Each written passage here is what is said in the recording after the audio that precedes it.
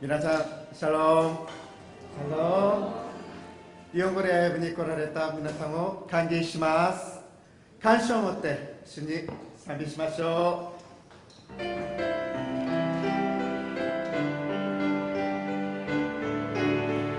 賛美します。燃える御霊よ、燃える御霊よ、ここに来たりて、あれに栄えを青風たえ、御霊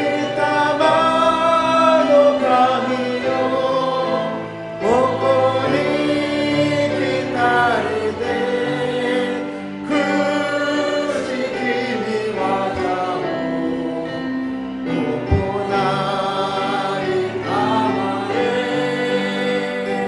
ひよひよひよまずは御霊の神よ、御霊の神よ、ここに来たりて、くしきに技を行いたまえ、ひよひよひよまつわれに、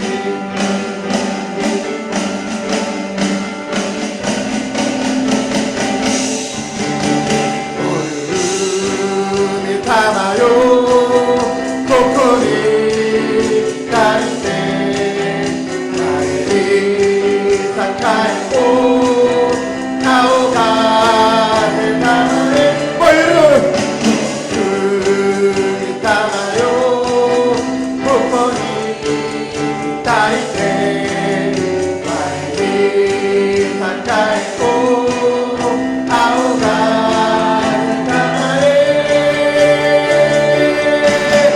御霊の神よ、ここに来たりて、苦しきに技を行いたまえ、ひよひよひよまずは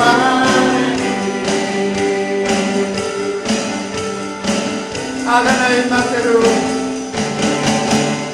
あがないませる、玉の鳥は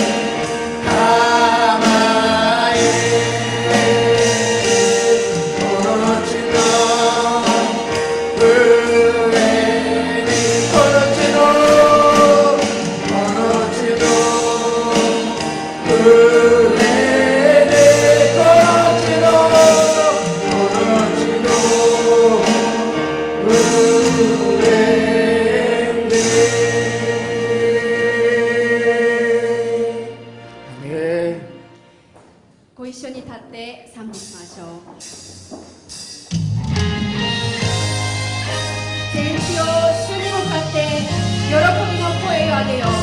感謝を持って見舞いに進み、賛美を持って主に喜びさせよう。ハレルヤ。ハレル声を上げ褒めたたえあなたのためよ感謝を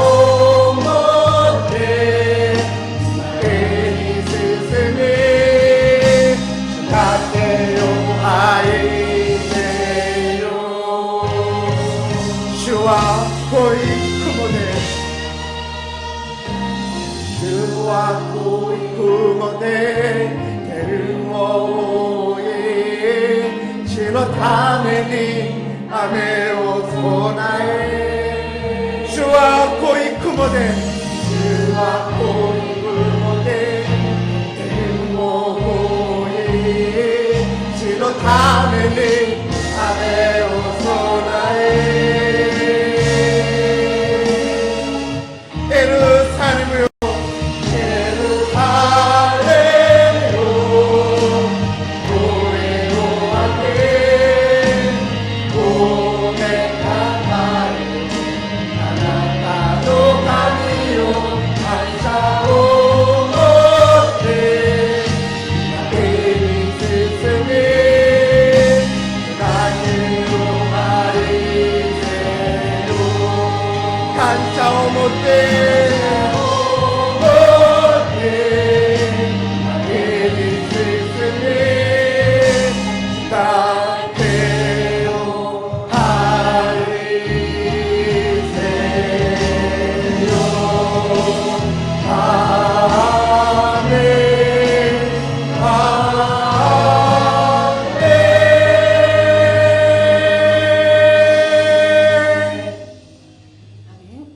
使徒信条をもって私たちの信仰告白をします。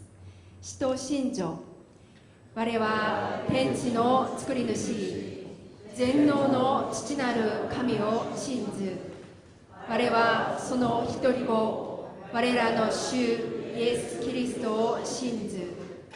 主は聖霊によりて宿り乙女マリアより生まれポンテオ・ピラトのもとに苦しみを受け十字架につけられ死にて葬られ読みに下り3日目に死人のうちよりよみがえり天に昇り全能の父なる神の右に座したまえり賢より来たりて生ける者と死にたる者とを裁きたまわ我は聖霊を信ず聖なる行動の教会聖との交わり罪の許し体のよみがえりとこしえの命を信ずアーメン。お座りください。 사랑이 많으신 하나님 아버지, 주님의 변함없는 사랑과 한량없는 은혜 가운데 겸손한 마음으로 복된 6월에 주님 앞에 나아갑니다. 이 세계절을 시작할 때에 우리의 도움이시며 피난처 되심을 알기에 주님의 인도와 안위를 간구합니다. 6월 이달에 우리는 주님의 창조물의 푸르름이 우리 눈앞에 펼쳐지는 경이로움을 봅니다. 활짝 핀 꽃잎의 선명한 색상과 따사로운 햇살에 연걸어가는 열매에서 주의 놀라운 섭리를 참미합니다. 우주 만물 가운데 주님의 영광과 한량없는 지혜와 저희에게 값없이 주시는 자연의 산물에 감사드립니다. 주님, 이번 달에도 우리 일본어 예배에 주시는 복된 축복에 감사드립니다. 우리를 하나 되게 하시고 관계 가운데 사랑을 소중히 여기며 함께 예배할 때에 성령이 임하여 주시기를 간구합니다. 우리가 시험에 들지 않게 헤아려 주시고 주의 이름으로 서로에게 위로와 격려의 근원이 되도록 도와주시고 주님의 사랑을 우리 주변 사람들에게 확장하는 도구로 사용하여 주시옵소서.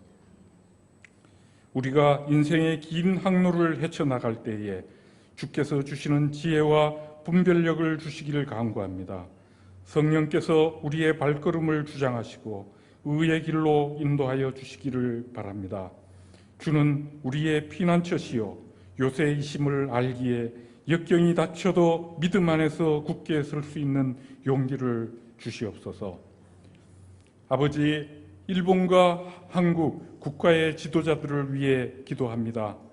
그들이 많은 백성들의 삶에 큰 영향을 미치는 결정을 내릴 때에는 그 나라와 역사 앞에 부끄럽지 않은 해안을 갖게 하여 주시옵소서. 공의가 승리하게 하시고 주의 나라가 하늘에서 이룬 것 같이 그 척박한 일본 땅에도 임하여 주시옵소서. 또한 우리의 신음까지 들으시고 치유하시는 하나님, 상처받고 고통받는 백성들의 필요를 주 앞에 드리옵니다. 병든 자에게 치유의 손길을, 슬픔에 잠긴 자에게 위로를, 지친 자에게 힘을 주시옵소서. 물질이 부족한 백성을 부욕해 하시고 우리가 주의 사랑의 도구로 쓰임되게 하여 주시옵소서. 6월 이달에 저희는 용서와 구속과 영원한 생명을 주시는 예수님의 죽음과 부활 앞에 감사드립니다. 우리가 예수님의 사랑의 빛 가운데 살도록 도와주시고 그 희망과 축복의 의미를 메마른 땅의 담비와 같이 누리게 하여 주시옵소서. 주님의 신실하심 앞에 엎드려 감사와 경배를 드립니다.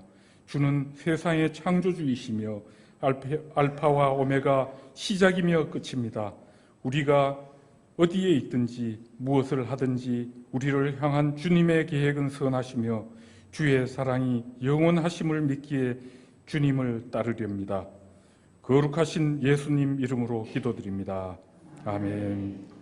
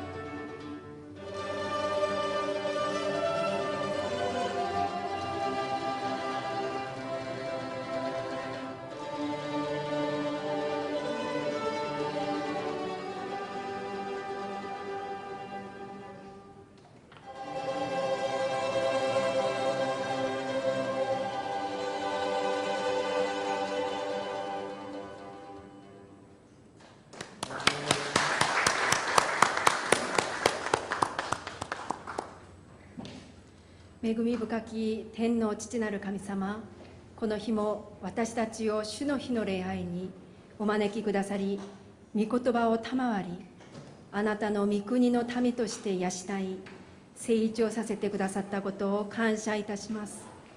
どうかこの1週間も御言葉によって生き、あなたと隣人とに仕えて生活できますようお導きください。ここに捧げましたものを世界宣教、日本宣教、隣人のために豊かに用いてくださいますように。そして経済面で生活が苦しい中で主に捧げた兄弟姉妹を憐れんで必要を満たしてください。主を信じ、イエス・キリストの皆によってお祈りします。アーメン。皆さんおはようございます。おはようございます。日本語礼拝部に来られた皆様を心から歓迎し祝福します。お知らせいたします。6月のテーマは親切の実を結ぶです。そしたらこのテーマで一緒に挨拶しましょう。挨拶は親切の実を結びましょう。じゃあ周りの方々を見て、親切の実を結びましょう。はい、本日は宣教手術です。各自備えてくださった献金を捧げてくださいますようにお願いします。昨日は土曜日本語補習授業校の夏祭りがありました。またその夏祭りのためにチェ・ソンジュン長老とそして金正日監視が献金してくださいました。その献金でミネラルウォーター、そしてオーガニックジュース、果物などを購入して皆さんに配りました。感謝いたします。先週は金春元監視とまた2名の特命の方が献金してくださいました。今日新しく来られた方、また久しぶりに来られた方いらっしゃいますか？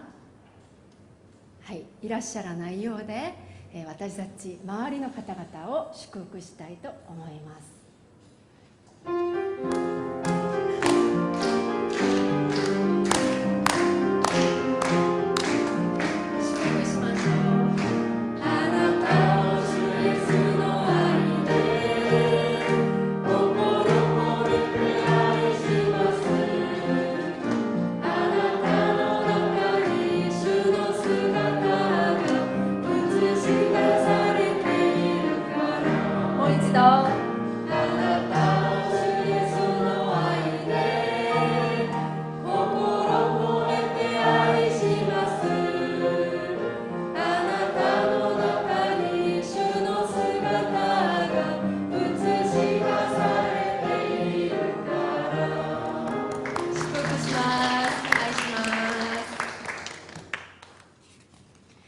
今週私たちに与えられた御言葉はマタイの福音書12章7節です。マタイの福音書12章7節、日本語と韓国語を一緒に読みたいと思います。まず日本語です。7節、私が喜びとするのは真実の愛、生贄ではないとはどういう意味かを知っていたら、あなた方は咎のない者たちを不義に定めはしなかったでしょう。나는 자비를 원하고 제사를 원치 아니하노라 하신 뜻을 너희가 알았다면 무죄한 자를 죄로 정치 아니하였으리라. 아멘. 聖歌隊の賛美の後、親切に礼拝より大切なのはという題にしてチェ・ジョンヨン先生に御言葉を取り次いでいただきます。今日の通訳はヨウサムドン執事がしてくださいます。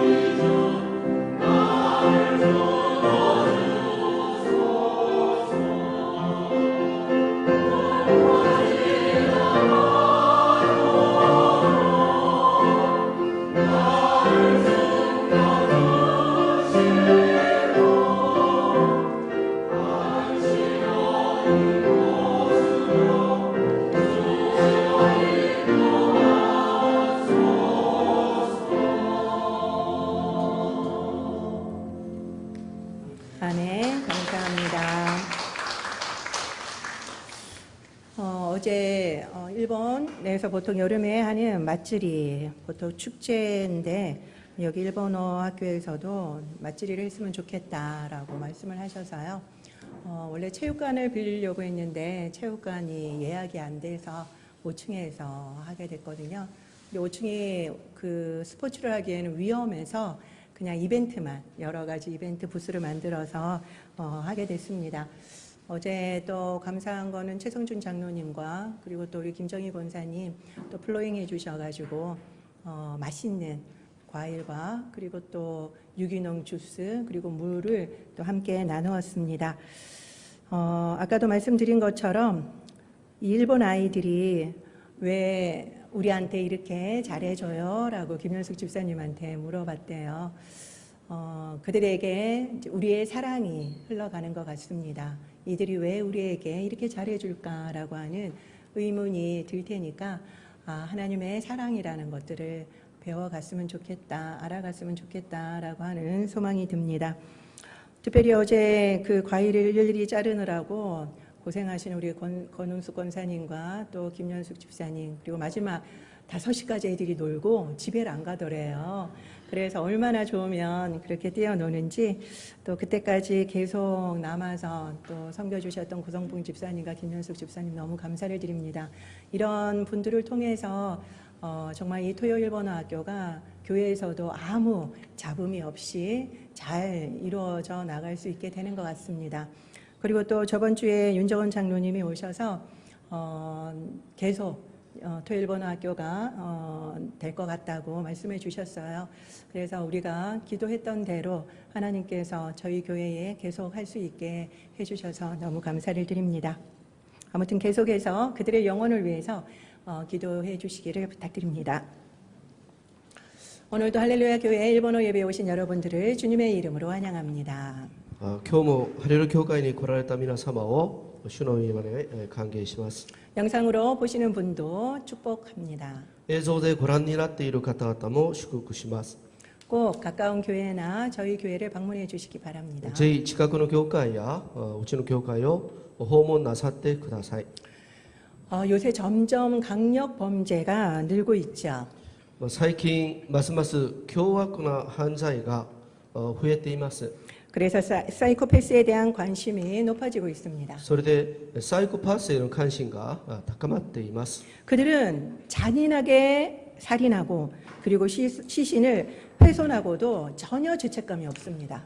彼らは残忍に殺人し遺体を毀損しても罪悪感、罪責感がありません。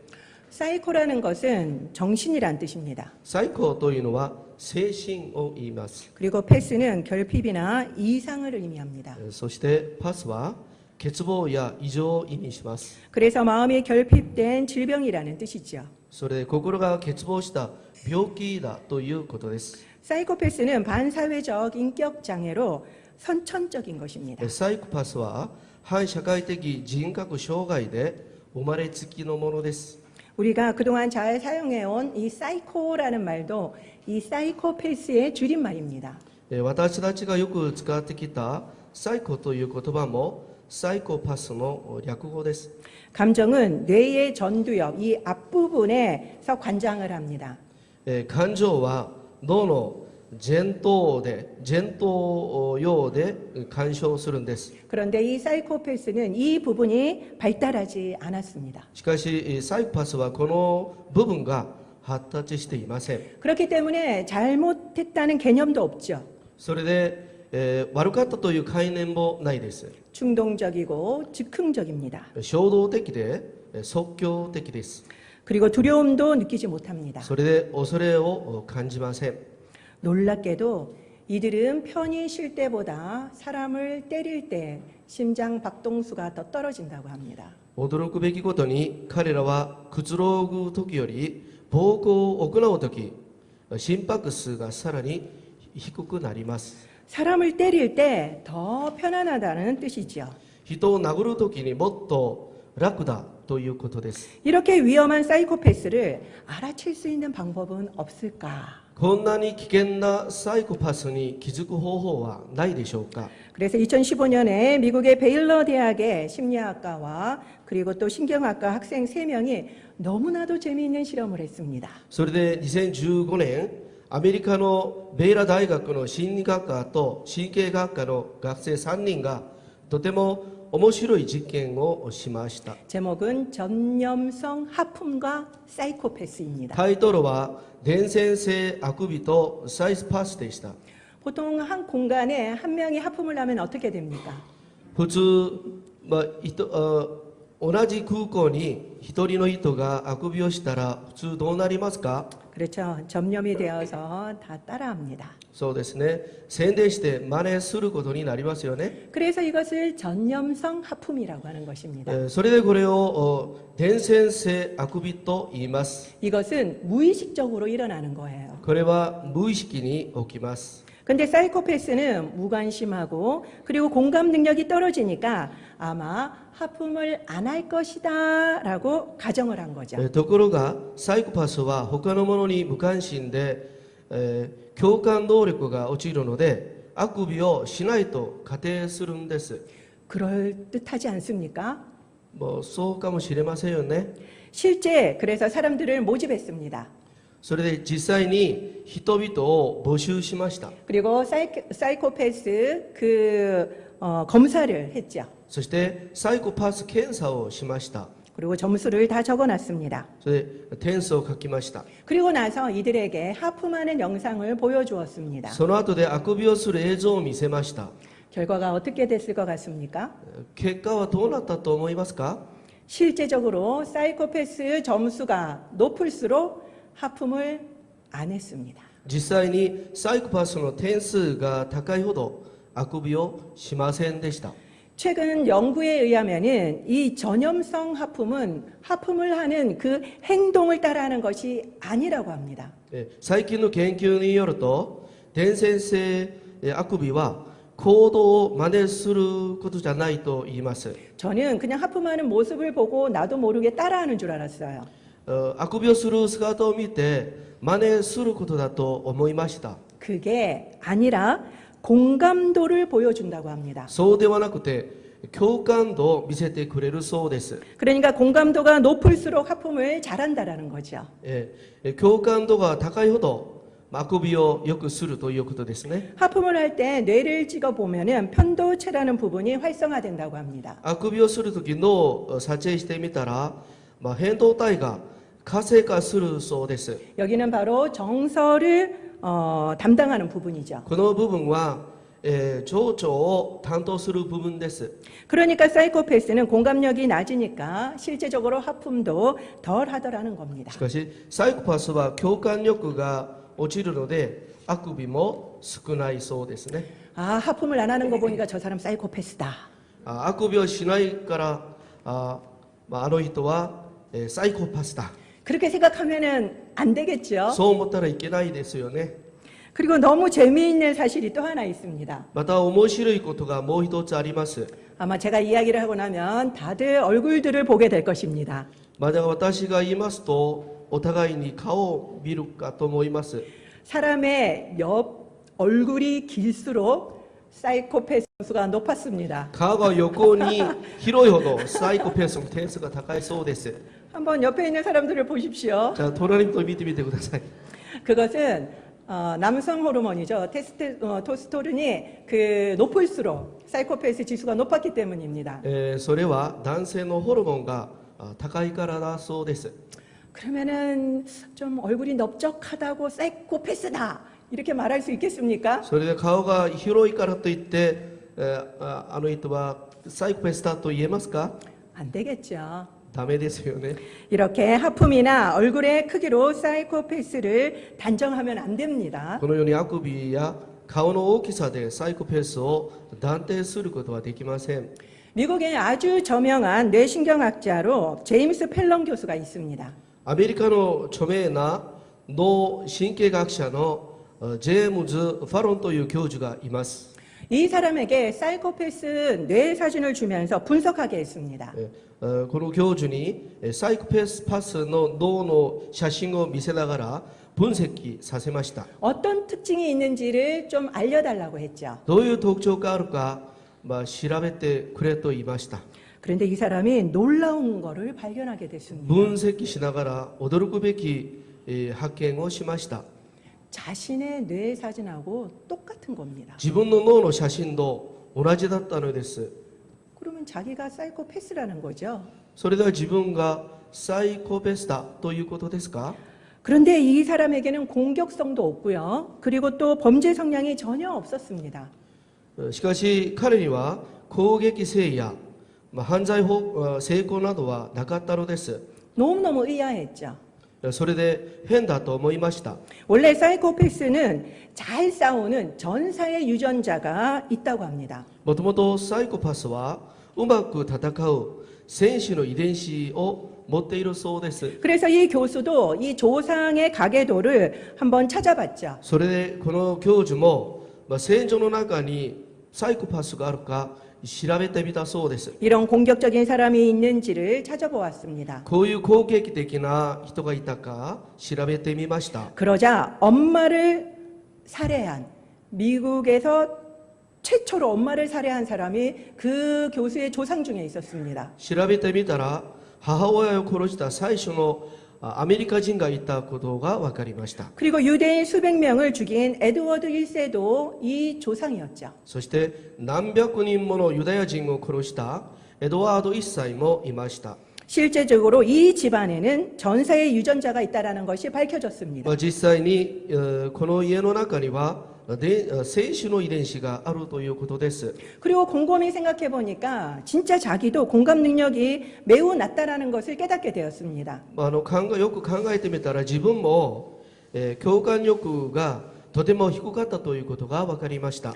그런데 왜 사이코패스가 안 됐을까요? ところでなぜ自分はサイコパスができなかったのでしょうか？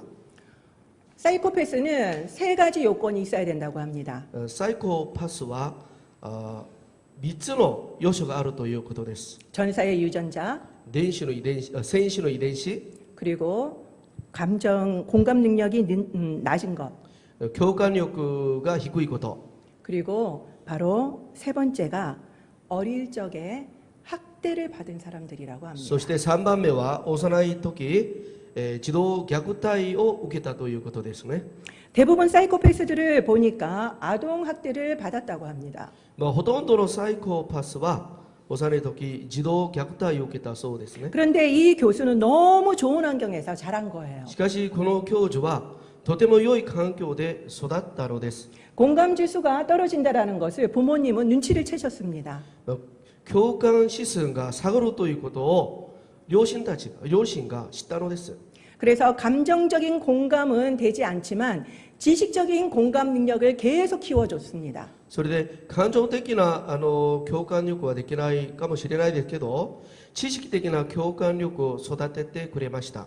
그리고 학교에서도 격려 속에서 긍정적인 아이로 자라났습니다. そして学校でも励ましの中で肯定的に育ちました。 그래서 자기 자신을 향하여서 운 좋은 사이코패스라고 이야기했습니다. それで自分は運のいいサイコパスだと呼んでいました。 이것을 보면은 교육과 양육 환경이 얼마나 중요한지를 우리는 알 수 있습니다. これを見ると教育と養育の環境の重要性がいくら大事なことだということを分かります。 어느 사회나 이 사이코패스는 2%가 있다고 합니다. どんな社会でもサイコパスは 2% 存在するそうです。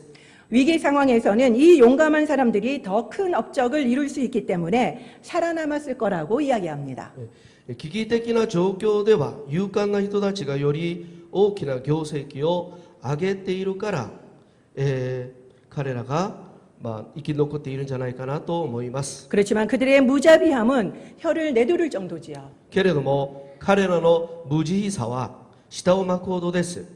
사실 우리는 그들을 보면서 인간도 아니다라고 비난합니다. 実は私たちは彼らを見ながら人間でもないと非難しています。 어떻게 저럴 수 있느냐고 우리는 판단하죠. どうしてそういうことができるかと思います。 그렇지만 우리도 별 다를 바 없는 악인들입니다. しかし私たちも大したことない悪い人です。 우리 크리스찬도 마찬가지지요. 私たちクリスチャンも同じですね。 역사적으로 봐도 교회에서 이루어진 만행들이 너무나도 많습니다. 歴史的に見ても教会で行われた蛮行が多いです。 중세 교회는 대단히 타락했었습니다. 中世の教会はとても堕落したんです。 그래서 그때는 마녀 사냥을 공식화해서 죄 없는 작고 연약한 여성들을 엄청나게 죽였습니다. それで、魔女狩りを公式化して罪のない弱い女性たちを殺しました。 그들의 고문법은 지금 들어도 상상을 초월합니다. 彼の拷問の仕方を今聞いても想像を絶するほどです。 십자가 운동도 마찬가지죠. 十字架 십자가 전쟁도 마찬가지입니다. 十字架の戦争も同じです。 이 전쟁은 예루살렘 성지를 탄압한다는 명목하에 200년간이나 이루어졌습니다. エルサレムの聖地を奪還するという名目で約200年間やってきました。 교황은 이 전쟁에 참전시키기 위해서 죄를 탕감해 준다면서 면벌부를 판매했습니다. 法王は戦争に参戦すれば、罪の帳消しにしてやると言いながら、免罪符を売りました。 그래서 재산을 증식했습니다. それをもって財産を増殖しました。 그리고 황제와 영주들도 이권을 챙기느라고 너무나도 바빴죠. そして皇帝と領主たちも利権を手に入れるためにとても忙しかったんです。 이 십자군들도 약탈과 학살을 서슴지 않았습니다. この十字架軍は略奪と虐殺を恐れませんでした。 그 결과 아직도 이슬람과 기독교인들 사이에는 깊은 앙금이 남아 있습니다. その結果今も、イスラム教とキリスト教の間には深いしこりが残っています。 그렇지만 그 십자군들의 모습은 어떠했는지 아십니까? しかし、십자軍の姿はどうだったのか分かりますか？ 십자가를 가슴과 어깨에 달고 전쟁을 나갔습니다. 十字架を胸と肩につけて戦争に参戦しました。 그리고 데우스로 불트를 외쳤습니다. そしてデウスロボルトという言葉を叫びました。 이것은 하나님이 그것을 원하신다라는 뜻입니다. それは神様がそれを望んでいらっしゃるという意味です。 하나님이 원하신다고 외치면서 그들은 결국 그들의 목적을 이루어 간 것입니다. 神様がそれを望んでいらっしゃると叫びながら彼らは彼らの目的のために行きました。 우리도 하나님의 이름과 영광을 나의 유익을 위해서 사용하지는 않고 있습니까? 私たちも神様の栄光と名前を私の利益のために使っていませんか？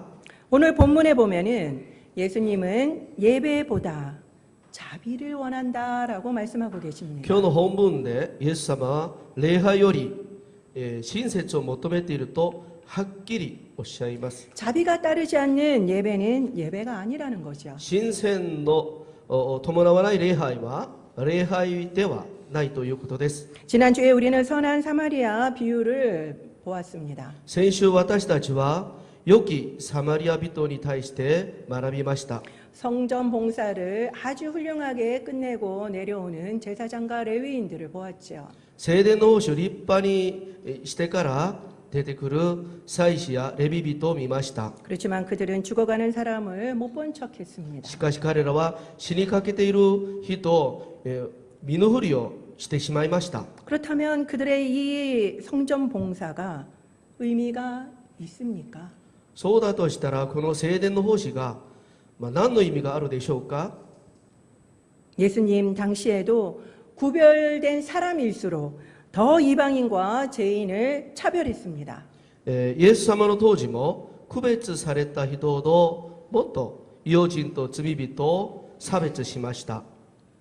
그들은 신앙을 가지고 있는 사람들이었죠. 彼は信仰のある者でした。 그리고 결국 예수님마저 죽였음을 우리는 기억해야만 합니다. そして結局イエス様さえ殺したということを覚えなければなりません。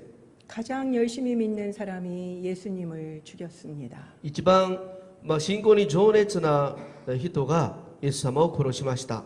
그렇기 때문에 우리도 늘 조심하지 않으면 하나님과 이웃보다 우리도 사역 중심적인 사람이 된다라는 것입니다. ですから私たちもいつも気をつけないと神様と隣人よりは私益中心に終わることができます。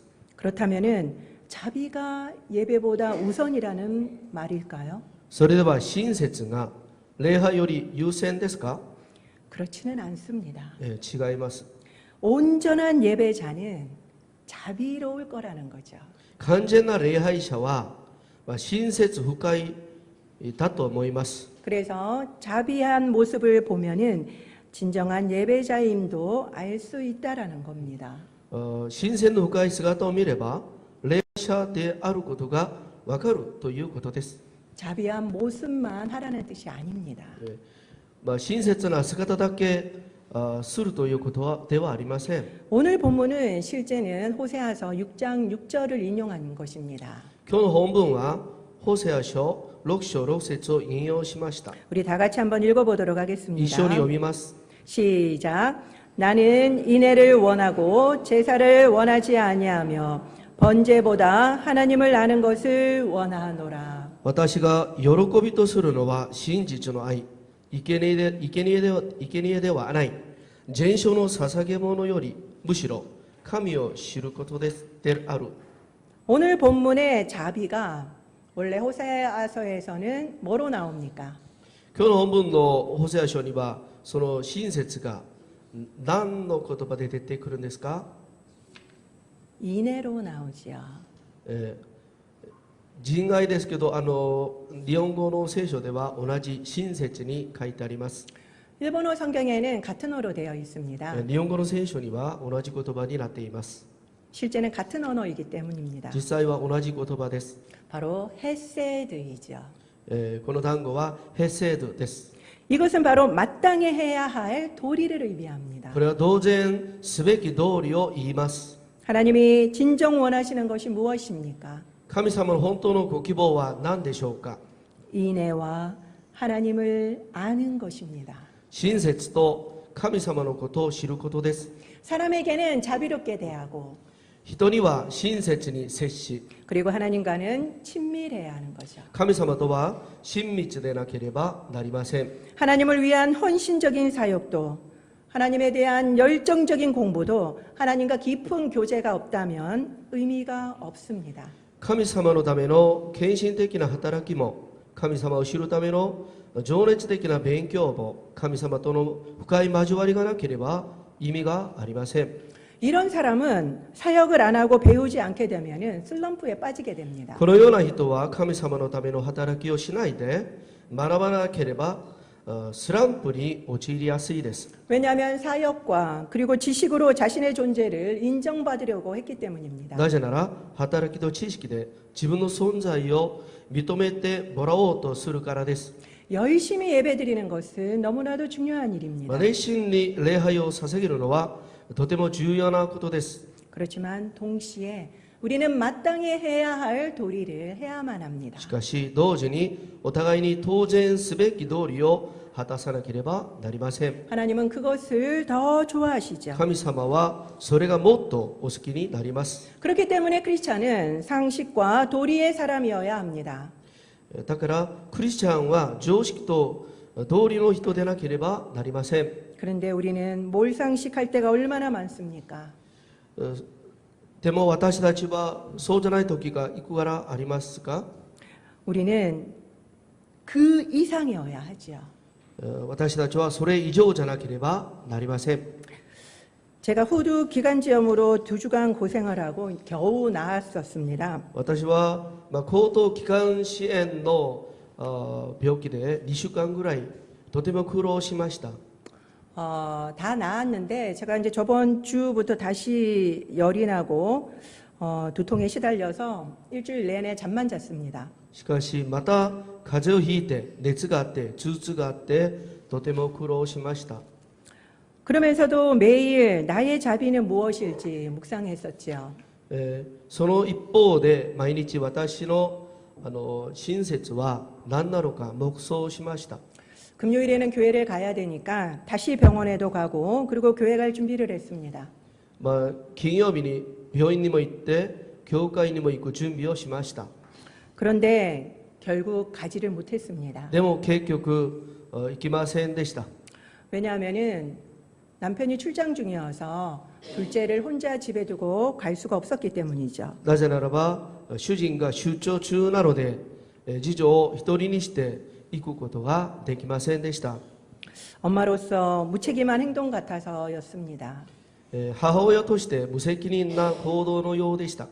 그런데 그날 둘째가 역류성 식도염으로 너무너무 아파하고 계속 밤새도록 설사를 하는 겁니다. ところで次女が、逆流性の食道炎で、すごく痛かったんで、一晩中下痢をするのです。 그래서 저도 밤새 잠을 못 잤죠. それで私も一晩中眠れませんでした。 그리고 교회를 안 가길 정말 잘했다라는 생각이 들었습니다. そして教会に行かなくて本当に良かったと思いました。 토요일이 되었습니다. 土曜日になりました。 토요일에는 토요 일본어학교 행사도 있었죠. 土曜の日本語学校の行事もありました。 그리고 제가 담당하는 호스피스 장로님의 자녀 결혼식도 교회에서 있었습니다. そしてホスピス担当長老の子供の結婚式もありました。 그리고 며느리가 일본인이었습니다. そして嫁が日本人だったんです。 그래서 인사를 하러 가야만 했었습니다. それで挨拶に行かなければ行かなかったんです。 잠은 제대로 못 자서 비몽사몽이었지만 새벽에 일어나서 모든 준비를 다 했습니다. 眠れなかったので、夢うつつになったんですけど、すべての準備を終えました。 그리고 둘째를 깨워주고 교회를 가려고 했죠. そして子供を起こして教会に行こうとしました。 그런데 도저히 갈 수가 없더라고요. しかし到底行けませんでした。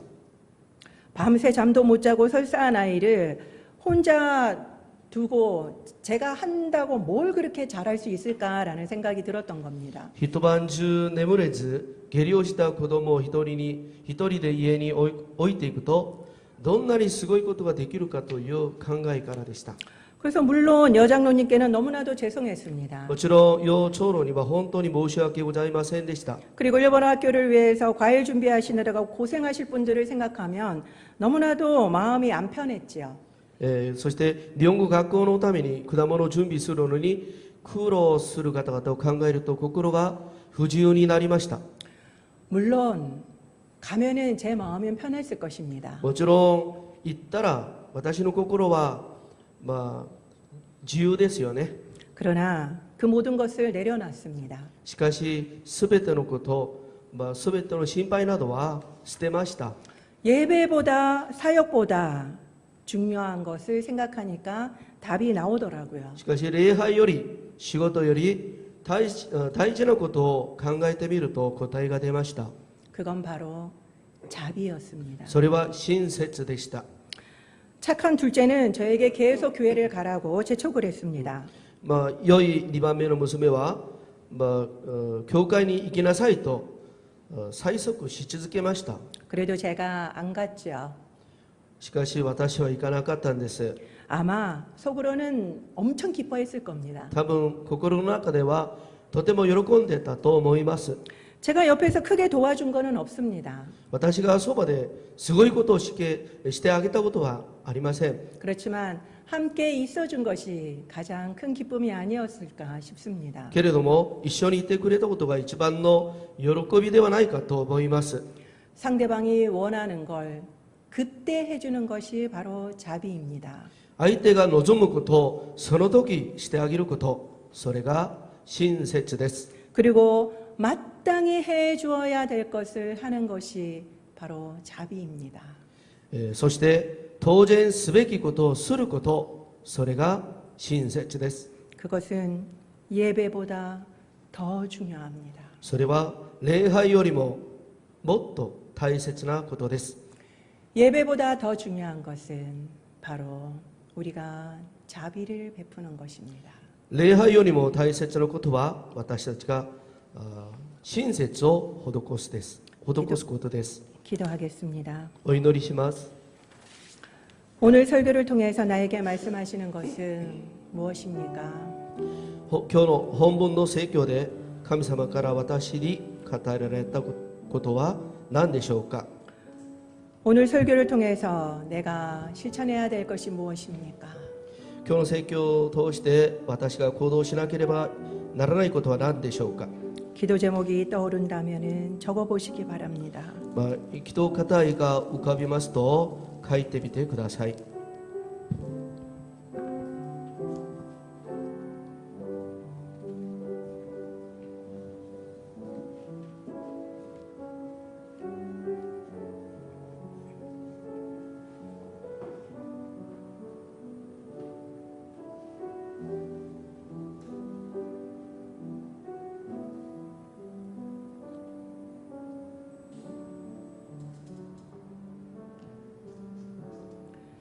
主イエスキリストの皆によってお祈りいたします。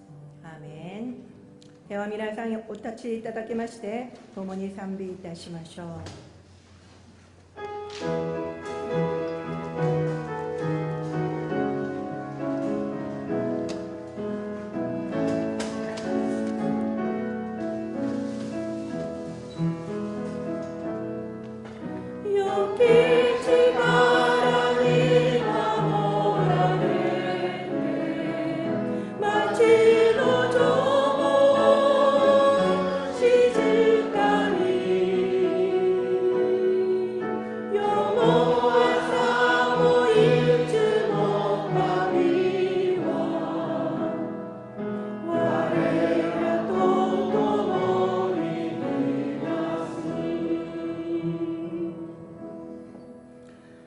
仰ぎ恋願わくは主イエスキリストの恵み、父なる神のご愛、聖霊の親しきお交わりがここにいる皆様とご家族の上に豊かにあらんことを。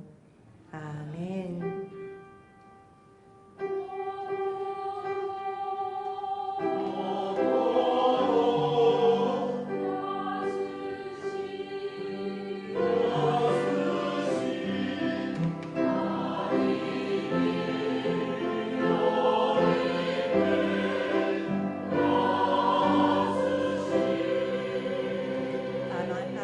神様に感謝の握手を捧げましょう。